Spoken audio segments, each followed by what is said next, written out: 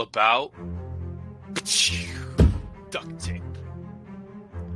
Duct tape is an extremely versatile item, used in many things like painting, band-aids, and even hammocks, and a whole bunch of other stuff. First invented in 1942 for World War II, duct tape had many uses from temporary bandages to fixing weapons or artifacts, and since then it's grown massively in worldwide use, with over 500 million yards sold in 2013 and 200 million households buying some form of it. That's enough tape to reach the moon or wrap around the Earth 20,079 times. But it makes you wonder, where does it all go? First, let's talk about what it's made of. Duct tape is made of three main components: the adhesive, the cloth or scrim, and the film backing polyethylene. Let's talk about the adhesive. It's a natural rubber used to give tape the stickiness that can attach to most surfaces.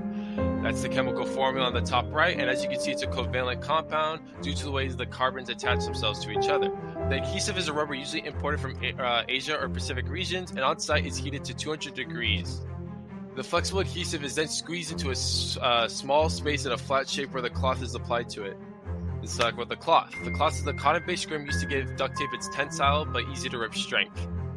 The oxygen connects the hexagonal carbon arrangements to make cellulose flexible, as you can see in the image. The cotton is a key part of tape to make it flexible, and the cotton is obtained from southern states, which then imported to tape facilities. Once in the facility and ready to be applied, the scrim is added to the hot adhesive. The scrim is also mixed with a substance called polyethylene, which makes duct tape sturdy. Polyethylene, the material in duct tape that makes it strong. That's the chemical formula on the top right, and polyethylene is a molecule derived from ethylene. It's the same plastic used in plastic bags, bottles, and packaging. It's a polymer and has a low degree of branching in a linear form. It's packed together well, so intermolecular forces are stronger than on highly packed polymers. This makes it waterproof, chemical resilient, and longer longevity. The density refers to the compactness of the structure linearly. When manufacturing tape, the polyethylene is coated on top of the cloth through co-extrusion or lamination. Co-extrusion is essentially heating all components together. The three components are held strongly together from the adhesive, but that's where the problem lies. The adhesive makes duct tape not recyclable. Now, this is the problem with duct tape. Duct tape is made from mostly recyclable materials, but when combined together, though, the components aren't recyclable and it's impossible to isolate the components. This makes duct tape end up in landfills or out in public and can be harmful to animals like this snake here on the right.